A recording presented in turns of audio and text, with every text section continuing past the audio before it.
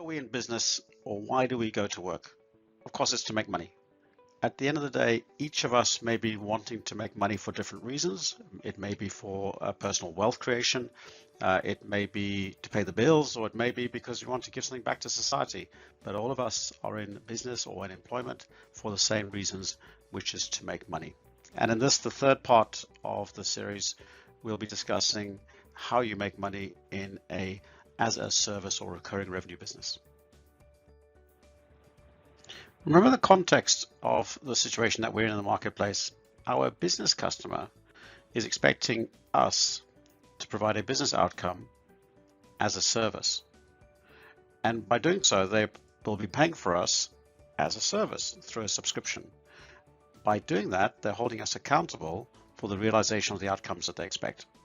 And thus, in that way, they're also passing the risk on to us to make sure that we deliver that outcome. So how do we make money? How do we maximize our profitability? How do we maximize our contribution to our shareholders? How do we maximize our wealth creation? Whatever it is that we're into, how do we maximize our success in this environment? In any recurring revenue business, the goal is to maximize our customer lifetime value. That is the total profit that we expect to make from a customer over the customer lifetime. So that is the goal. The goal is to make that maximize that profitability. So the way that it works in any recurring revenue business is that we do this, we maximize our lifetime value when we keep the customer for a long time. So hence the real goal in this game is for us to make sure that we retain and we manage to keep a high retention rate. Put very simply, there's no point in winning any customer if we're not planning to keep them for a long time. In fact, part of the process at the very beginning of the customer engagement cycle is to make sure that we are only engaging those customers with whom we can be successful, for whom we can deliver the business outcomes, and therefore keep them for a long time.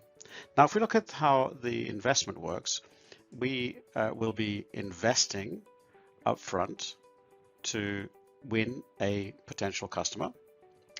And this is the combination of sales and marketing costs on average to win a new relationship, to acquire a new customer. And this is called our customer acquisition costs. At some point in time, we will cross over into break even when the money coming in exceeds the money going out. Let's say the contract started here. So this is where the revenue would have begun. And this is the non-recurring as well as recurring revenue streams, recurring and non-recurring.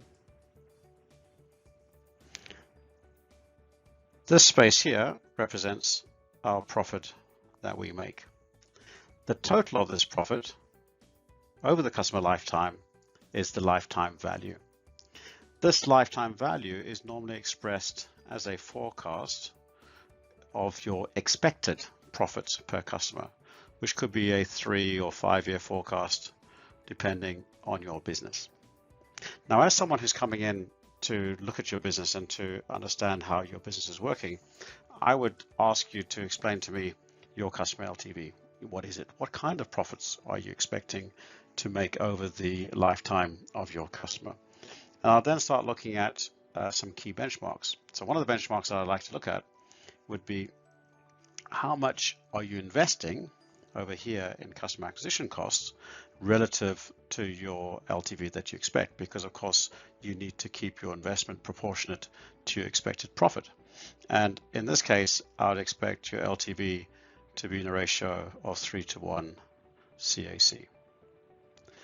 The next thing I would want to inspect would be your expected retention. For me to have confidence in your forecast LTV, I need to have confidence that not only are you running your business well and that you understand your CAC, but also that you're winning the right kind of customers and you are keeping your customers for a long lifetime.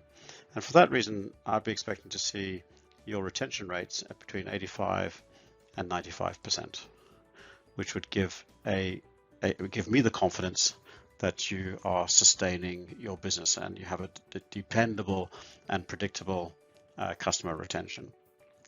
Looking deeper again, I would then like also to understand how you're growing your business. And I'd expect to see that your top line revenue, that's again both recurring and non-recurring revenue streams, is showing a 25 to 30% increase year on year.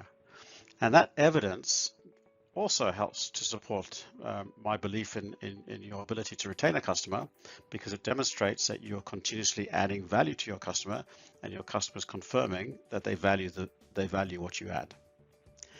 Going back one step into looking again at your customer acquisition cost, one of the other factors that I would look into here is how long it takes you to cross the break-even line and to achieve a payback of your CAC. And as a benchmark, I'd be looking for this to be in the 12 to 18 months range, which means that we'd make a profit as we go into our second year. We'd start making a profit, and the profit would then accumulate year on year, so long as we keep the retention rate high.